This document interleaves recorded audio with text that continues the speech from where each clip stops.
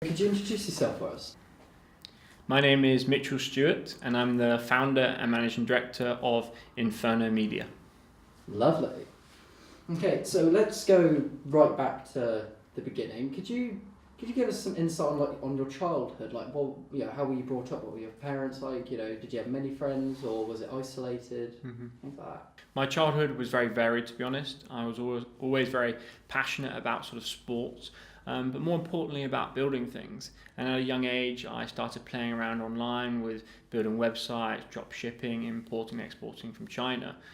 And through my teenage years, I started many businesses, most of which were complete failures, to be honest. However, one or two gems in the rough that gave me some income at a young age. But it was just fascinating to start a business at a very young age and see what worked and what didn't work, and sort of operating within those sort of parameters. Could you talk to us a little bit maybe about the one or two gems that didn't work or did work? I always remember one business opportunity that didn't work when I was actually importing things from China, and I ordered a phenomenal quantity of electronics, whether MP3 players, headphones, cables, cases, and I brought them in bulk because obviously I got a massive price reduction.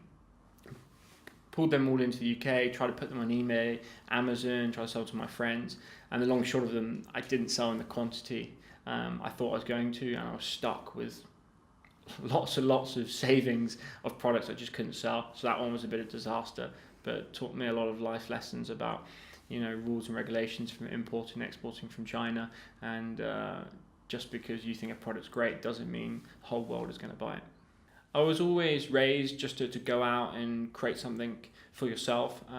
Also very independent from a young age. I would often get my own dinner, do my own activities, get myself from A to B, and not rely on my parents from dropping me off and picking me up. I suppose it's just that the independence I've always really enjoyed about doing something for myself and being self-sufficient. My parents have always been very relaxed. I always feel if you create a lot of rules for a child, the first thing they want to do is break them.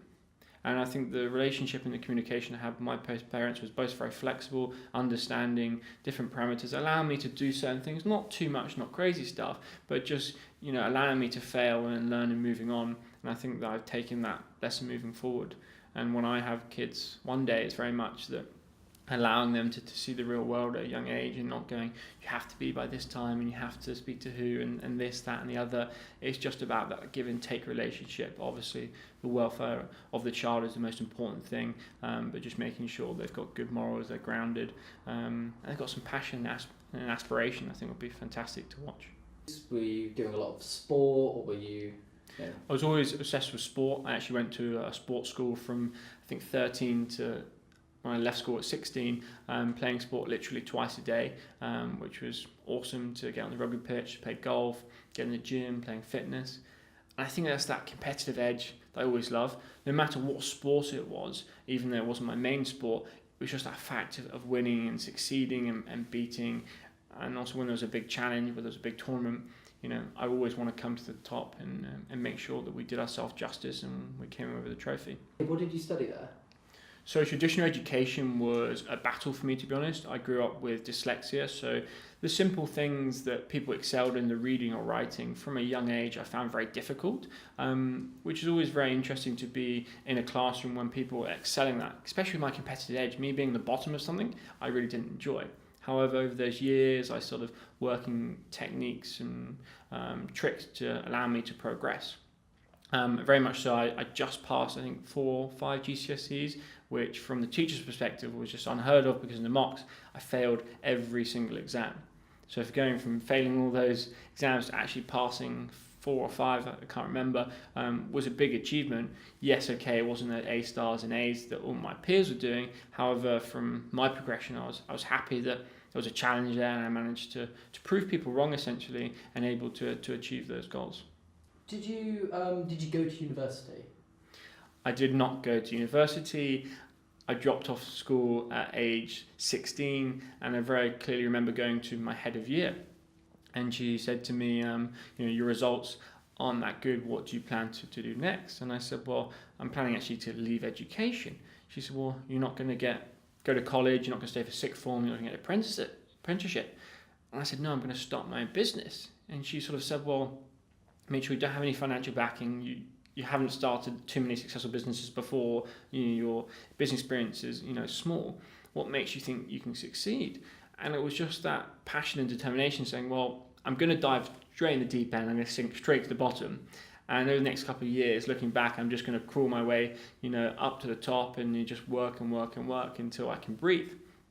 And that's a fact. It's just, well, I couldn't see too much validation within university. I think for particular things, it's phenomenal. If you want to be a doctor, want to be a lawyer, want to be an architect, there's real value. But I see so much other value about going into a workplace, understanding the day-to-day tasks, objectives, challenges, developing your people skills, your communication skills. And actually, I think doing an apprenticeship for 2 or 3 years will outweigh going to university and getting yourself in a lot of debt. How did Inferno Media start? What was the very beginnings? So my social media journey started actually when I was in school. I was always fascinated by Twitter, and in particularly massive Twitter accounts that had hundreds of thousands, if not million followers. And as a 16-year-old guy, I thought 2 things. How cool would it be to have 1 million followers? Number 2, once I had 1 million followers, how much money could I potentially make through the monetization of that audience? So I set out on this journey with no skills within digital marketing, and I created a parody account they used to call me back in the day, and I set on this journey to go from 0 to as many followers as I could. To cut a long story very short, within 30 days I went from 0 followers up to 150,000 followers, literally within 30 days. And people say the first thing I say to them, how do you do it? The right time, right place, the right strategy, the right content, lots of different things. Could I do that today? Potentially, but the algorithms and how things go viral has dramatically changed. So that was the sort of springboard into the social media industry. I said, well, I can create this following. A lot of people struggle to do that. I have the skill. Can I help your business generate a similar interest and similar following? And so obviously Inferno Media grew quite rapidly. How did you manage that growth? What obstacles did you come across? As a business, when we started, because we had quite a unique proposition locally, we gained a lot of clients very quickly, which allowed us to grow our headcount in the office quickly. Naturally, that has challenges. Managing people at a young age with minimal and low cash flow is always hard financially. Getting the right office space, working with the tax and the VAT man, they were all life lessons that I had to learn very quickly. And I'd never experienced any of those things. I'd never employed people. I'd never paid tax. I never paid VAT. I'd never got office space before. So it just hit me with a ton of bricks, to be honest. And I just went, wow, okay, I really have dived in the deep end here. How do I pivot? How do I adjust and really make this a success? And initially, even though our clients were fantastic, on paper, we weren't doing very well. In terms of money, I was always just hoping for that day that things would change. And of course, naturally they did, but you see that light at the end of the tunnel. You just don't know how long that tunnel is. And for an entrepreneur, that's the thing that keeps you awake at night. Paying those bills, seeing that through that direction, and hoping you get there. So in social media today, and for certainly young entrepreneurs, what kind of advice would you offer them? What kind of things would you tell them to keep an eye out for, maybe in the future, or things that are happening today? The thing I always talk about when someone asks me about social media is I say that social media is rapidly evolving. When I started the business, in terms of what we do now, the strategies are completely different. Don't read books that are published 2 years ago. Look on Google, get on webinars, speak to gurus within the industry, because they have the latest and most best practices for success within social media. One thing that's really big at the moment is personal brands. A lot of entrepreneurs wanting to succeed in industry brand themselves as a guru. So let's say someone wanted to tap into the property industry. That person would succeed by interviewing local partners, suppliers, developers, showing their credentials, showing what they think, their mindset. If they had to flip a house around in 30 days, what would be the best practices? and they automatically get credibility in that industry, which is going to allow them to succeed. Investors might pick that conversation up, suppliers, vendors. So putting yourself out there, but making sure your image is quite right. Okay, so do you, as a business, do you have many partners? Do you partner with anyone? And if so, what kind of traits do you look for before you partner with a particular company or person? I always feel partnerships can be very strong, but like personal relationships, it's about getting that right level of communication, trust, balance, credibility. Yes, we have partnered with certain companies in the past, whether that's a digital agency, a content creation agency, but very much having a two-way relationship. I would rather have 5 quality partners that we communicate, we pass, we trust each other, our clients, than having 100 partners that we don't know the history, don't know the credibility, we don't know how they're going to look after our clients, and vice versa. So overall, yes, partnerships are key, but also getting the correct partnerships is also key. What do you expect in the future of social media advertising? So social media advertising is pivoting and adjusting. At the moment, we're in a sector where the data privacy within Facebook is unsure, it's pivoting. Facebook ads is working phenomenally well at the moment. However, this industry maybe has another 2.5, 3 years left. And this is me saying this running a paid social media agency, right? But it's gonna adjust. And whether that goes into voice and the ads are going to be there, or other sort of parameters, whether it goes into wearable devices such as watch, such as glasses, contact lenses, we don't really know. But what we can do is work with the opportunity we've got now and be liquid enough to adjust and move where the future takes us. What would you say are the key traits in someone who is going to take on a business venture? 2 traits that young entrepreneur needs to have is 2 things: passion and determination. Passion because it gets so hard and you've got to love what you do. And I feel like if you're loving something, you're enjoying it, you're passionate about it, you're going to succeed a lot more because you've got so much more interest invested. The other thing, determination, because running a business is freaking hard, and everyone really knows that. Whether you look at multimillionaires or billionaires or some of the best FTSE companies in the world, they've probably nearly gone bankrupt. They've had the biggest lawsuits. They've lost most of their customers. I mean, the CEO's probably left a couple of times. Any business is ridiculously hard, and it's that determination to go when something comes wrong, when a barrier comes up. It's about how do we get around this? How do we get around this obstacle? And we saw that recently with the Facebook scandal about Cambridge Analytica. That was a huge thing. It hit the stock price very, very hard. But Zuckerberg, very composed, had a phenomenal team around him. They said, well, let's work with the people, let's listen, let's adjust, and let's change for the better and use this to make our community stronger and move forward. And I think they will do that. Would you advise getting a mentor? I think mentorship is absolutely key. For the first year of my business, I didn't need a mentor. I didn't have a mentor, sorry. And it came to a point I said, well, I'm here, I want to go here. What's this difference in this gap? And essentially that's knowledge. And I thought to myself, well, how can I get there? And I said, well, the obvious thing is to go somewhere that's been that and is achieved that.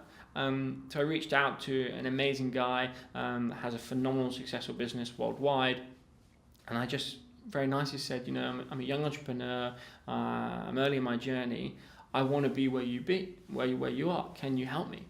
And I feel like if most people you ask and you just say, I need a favor, actually 9 times out of 10 people actually help you. And he said yes. I meet with him on a monthly basis, and he's key to growth within Inferno, making it a success. What is a day-to-day life like for you? So my days are very varied within the office. So we have an office here in Bournemouth and in Shoreditch, so I sort of commute between the two. Often duties include meeting with new or existing clients, sitting down with the team and understanding how they're developing, are we on track for targets, are there any issues we can resolve, and then also spend probably 25% of my time on innovation and strategy. So the strategy for the business, I always like to be on the business and not in the business. So seeing the direction, I want to be the leader of the ship, understanding where the issues are going to come up, how can we resolve those issues, and what's the marketplace doing. I don't want to be working 16 hours a day in my computer, solving issues and progressing things. I just want to be, well, hang on a second, what's the market doing? Who can influence me, and what events can I go to, what knowledge can I absorb, what research can I do for myself, and then make business commercial decisions on knowledge. And what does the future hold for Inferno Media or you? What do you think is going to happen in the next 5-10 years? What's the plan? A lot of people say, well, what's the vision for the business? What will Inferno be one day? And I'm always very honest about this. I don't know. And the reason why I don't know is because it's very, very hard to predict the future. If we go back 15 years ago and say, there'll be so many iPhones or computers in the world, people wouldn't believe you. Think about automation of cars and these different things. So in terms of the future, I don't know, but what won't change is having amazing people working for us, having a core strategy that's demanded in the marketplace, and having the ability to see the vision and the service offering at that time through, because things will adapt so fast. And as 4 years old now, we've changed our offering massively, because we went from updating Facebook pages, which no one does anymore, and I think they're completely pointless, then to moving on 100% paid social media agency, which we're now delivering 100% adverts. Whether that goes into voice in the near future, or that wearable tech, it's going to be very interesting to see where it goes, and we will change. We'll literally pick up and just move where the market arises. And do you have like an end goal? Is there like a point where you want to get to, where you might get to and go, yeah, I'm done now. I'm gonna retire. I'm gonna relax. Or are you always going to be chasing something? Personally, I never want to retire, because I love what I do and I love the passion of closing deals, progressing and moving forward. So I'm always going to have commercial and business interests. However, I've started to get involved with a lot of non-profit organisations. I'm now a school governor at a local academy. I've developed a passion for helping people through education, which I had difficult going through in a low income area, about raising aspirations, making things, changing things for the better, helping them. I think the big goal will be there is to actually work with the UK government in terms of changing education nationally and showing what I think could be changed to accelerate someone's childhood journey and making them get to the best possible start. That'll be very rewarding for myself, and I'd love to give back and help people through that educational journey. What if there are people who are maybe in sixth form or something, and they want to start a business, but they don't necessarily want to take the plunge? University is still a very safe option for most people. They say, okay, I can go to university and do a business degree or something, and will that help? Or maybe it's just maybe a few bits of advice for people who have an idea and they want to go on this path, but maybe they're not too sure. Yeah. So personally, I would never suggest going to university for the sake of going. I think you have to balance up both sides, see what your passions are, see what your hobbies, see what your interests, and see what you're good at. No one has a golden globe when they're 17, 18, 19, predicting the future where they're going to be. So I think it comes back to the individual and saying, what are they interested in, all those things I just mentioned. But yeah, work experience is fantastic, getting a placement, also going traveling. We live in a beautiful world. There's phenomenal places that you can travel for really inexpensive. The whole of Asia, you can live next to nothing and you can meet the most amazing people, experience phenomenal views and cultures and how the people communicate in the world. So I think traveling is a big thing. 6 to 12 months for most people, I think, is an absolute must. And don't stay in fancy hotels. Stay in hostels. You'll meet lifelong friends, as I've done, staying in hostels, and you'll really enjoy yourself. I've always referred to the people in my organisation as team members, not as staff, because I think to running successful people, you have to surround yourself with amazing, forward-thinking people that want the same goal as you, or they have something in it that they're looking to achieve, whether that's financially, promotion, or any other personal development. So I've always been passionate about creating a culture where people are respected, people have clear goals and ambitions, and understanding what they want to achieve. And I think the acceleration of people when they have those key elements is phenomenal. The other thing as well, we say, well, take as much holiday as you want, work from anywhere you want in the world within reason. Because I feel like if you don't put a leash on someone, you allow them to do what they're comfortable, whether they're a morning person, an evening person, they're going to work so much harder, so much more efficient. And the end result is just your client's going to be happier, the business is going to grow faster, and that's going to work to everyone's goals and making it a better outcome.